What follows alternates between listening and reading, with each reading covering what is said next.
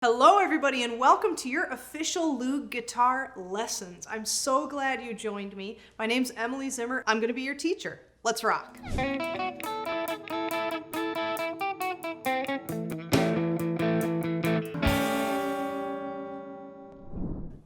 Now I'm going to teach you the easiest chord in all of Loog 3-string playing.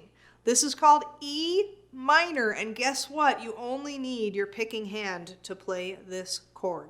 You're just going to play all 3 of your strings open.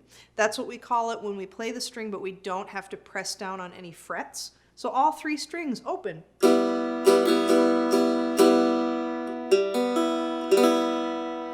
Now make sure your guitar is in tune before you try this chord so it sounds like this. And that's a great first chord to start exercising your strumming hand with. So go forth, practice your E minor chord, and I'll see you in another lesson. Remember to subscribe to the Loog Guitars channel and press the bell icon so you can get notified every time we have a new lesson up. Until next time.